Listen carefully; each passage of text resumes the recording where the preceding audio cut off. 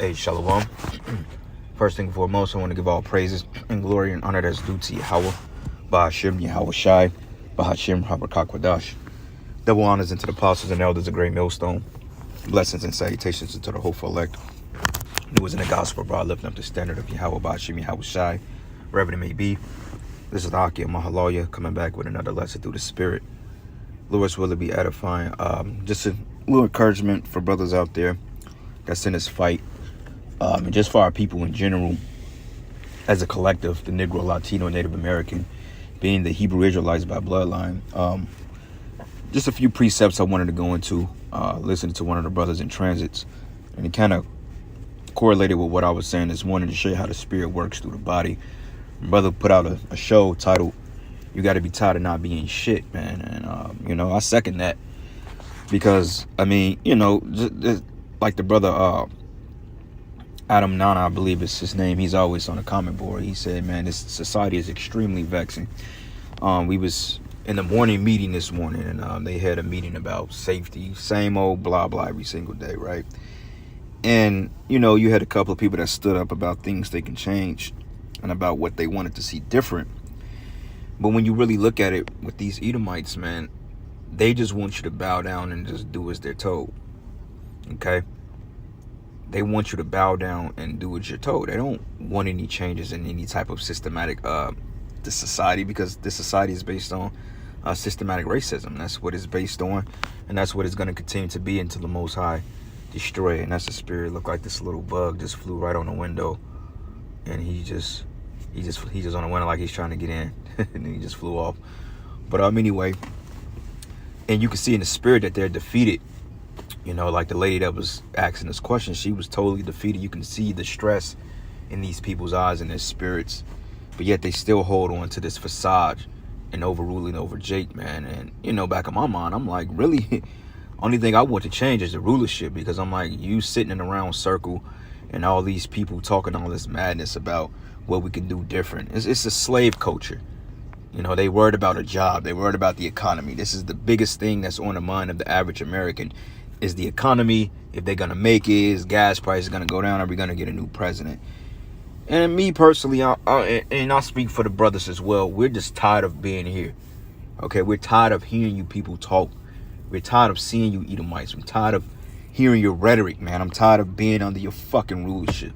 I'm just fucking tired of it, man. Got to abide by your rules. You got to go in a meeting. You got to smell cigarette smoke. You got to hear this. I'm just tired, man. So the name of this lesson is that, hey, fret not. Hey, we're getting ready to, the Most High is getting ready to mend the broken heart, so to speak. Okay? Our broken hearts are getting ready to be mended because we're broken. We have no power. We have no respect. We have no life. We have no substance. We have nothing here. We were just born to fucking live miserably, to die and to take orders, and to die miserable. And the average Jake that is making it, you better believe he's done some things that he's not very proud of. And the ones of you that's making a somewhat decent living, you're just blinded to what the hell is going on. But me standing around a circle around all the Edomites, you had like 3 Jakes, including Northern Kingdom, about 6, 7 Jakes, and that's with Northern Kingdom included, but the rest Edomites. And these people are just pompous, man. They have no soul, no spirit, and I see why the Most High has to take them out. But quite frankly, man, this man he has to have the torch taken from him. It's at the point now that there's no remedy. It's no balance here. It's constant hell on top of hell, friction on friction. It's tiring. We're tired. You know what I'm saying? Sometimes you just want to just go home and don't fucking wake up. And that's how bad it can get, But through the spirit, we are conquerors, man. Okay, we will endure. We will overcome. But brothers are getting tired. They're getting wore out. And you can actually see it. You can see it in brothers' mentality and their spirit that something is getting ready to come to a head, man. Okay? Because this is a prime example of this fucking bum to the left. This guy, man, I used to work with. This simp, ass-kissing Edomite, man, it's just enough is enough, man. I just can't tolerate these people no more, man. You know what I'm saying? But like I said, man, it's about being temperate. and holding your composure. But it's going to come a time that the Lord will let us loose, man. And that's what we need. We need to be let loose, okay? Because it has to be a remedy for all this frustration, this anger, okay? This sadness, man, this miserable shit. You know, and that's what the prophets of old inquired about. We were catching hell under our oppressors, man.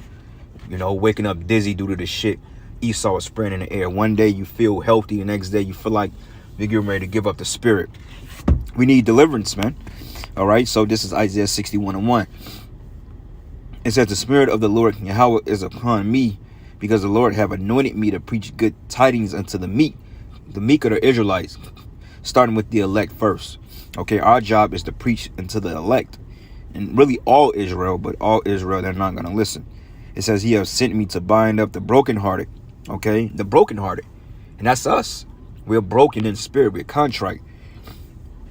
There's no way out, and it seems that our power, he's left us. It's like, you know, he's here for us, he's dealing, but at the same time, you know, the remedy as far as the affliction of the heathens haven't really fully manifested. It's just like blind by blind. That's why the scriptures say we walk by faith and not by sight. But it's going to come a time that when the Most High start to put our enemies in subjection, they're going to know who the men of the Lord were, man. And I pray that all these devils, you know, that we've worked around, that we've encountered, even people in our families, I pray that the Lord really exalt us and make us known among these people that they was around the prophets the whole time and didn't acknowledge it, didn't care who they offended. And they're going to be shameful in that day. But that day is just taking so damn long, man. It's taking forever, it seems like. Because these people, they get to be wicked. They can live their lives. They can continue to engage in their folly. And we have to sit up here and we have to swallow the vomit. You know, take it on the chin, so to speak. I'm tired of taking shit on the chin, man. I'm tired of it, you know. But like I said, we going to wait upon the Lord. Because my spirit and my heart is not in this place no more. Everybody's frolicking over if they're going to have a job in the next 4 or 5 months. I really don't care. I don't care if this fucking place went down tonight. I wouldn't care. I would be totally okay with that. And that's just the spirit, because that's when we come alive. That's when we become activated. That's when we can, so to speak, talk the big shit. You know? But it says here to proclaim liberty to the captives and opening the prison of them that are bound. That's us. So we are here to tell you that there is hope unto the brokenhearted. And that's the name of this lesson, brothers, because, hey, at the end of the day, all this shit we're going through, man, is going to be so worth it at the end, to the point it's going to be like a bad nightmare. It may feel like you're going to give up the ghost. It may seem like you're working on one leg, but somehow through the spirit, you will prevail. I really see that, because it gets to the point that when things get so out of control, when everything becomes just so unbearable, that's when the Most High, he pulls you through the fire, you know? And I can foresee that. He's never let us down in that aspect. But anyway, I got to finish at another time. Here comes this fucking devil. Anyway, with that, shalom and a baba ball. Shalom. I take that back. I guess he's not coming in here. Good. But anyway, it says to proclaim the acceptable year of our Lord and the day of vengeance of our power, to comfort all that mourn. All right. That's the whole thing. We are mourning. I'm in mourning right now. Brothers are in mourning. All these brothers are in mourning right now. Okay. All the men that's in the faith, that's in the truth, they're all in mourning. Okay. Because they all feel the same way. I was talking to one of the elder brothers about a month ago, man. He said that, hey, he's at work.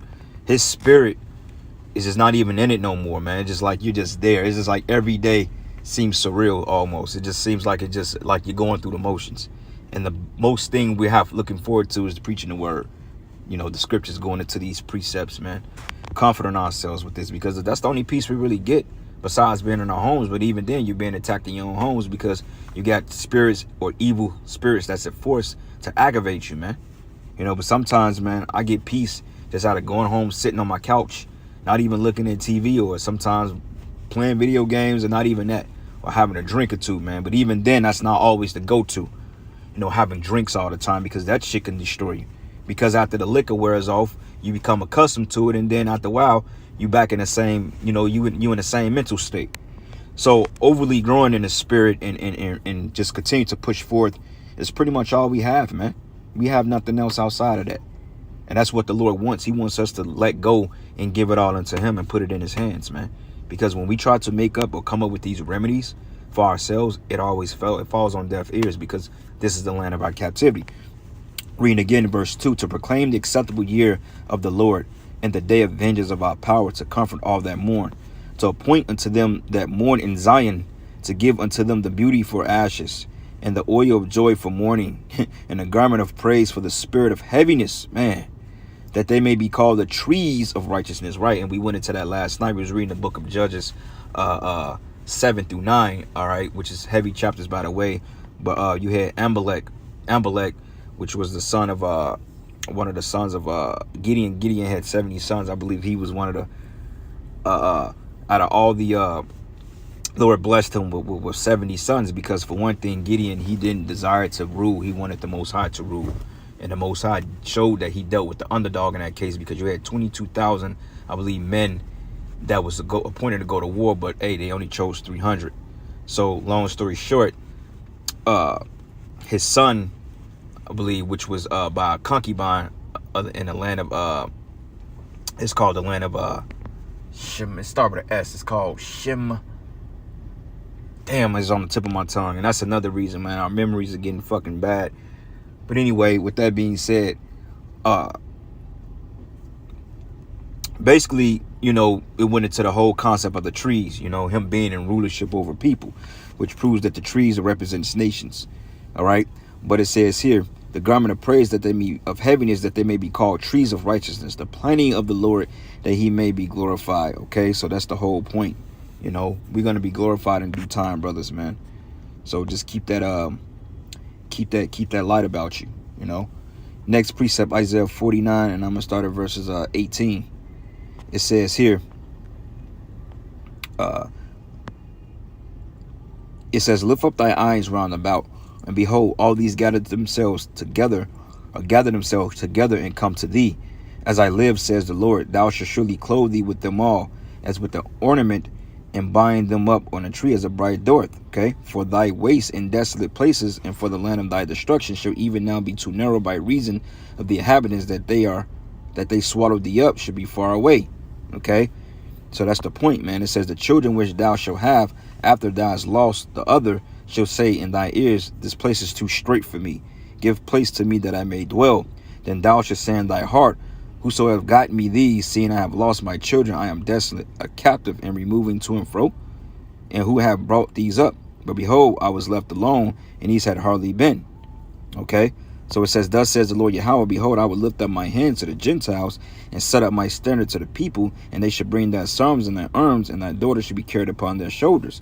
And kings should be thy nursing fathers, and queens thy nursing mothers, and they shall bow down to thee with their face towards the earth, and lick up the dust of thy feet, and thou shalt know that I am the Lord, for they should not be ashamed that wait for me. Okay, so that's the point, and this is what we're looking forward to. We're looking forward to our power to restore us back to righteousness, man. Okay, and to put the heathens under our feet, because we need that. We need to be in power. We need to be ruling. Okay, that's gonna bring everything back into its proper order. You know, those of us that's actually in the right spirit, because as long as we're in this captivity, Keisha's gonna get worse. The children are gonna get worse. Edom is gonna get worse. Okay, we're really dying.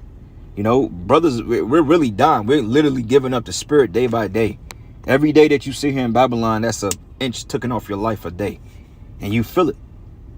You know, and people all juiced up. You feel the effects of the juice coming into your body because you're breathing it in.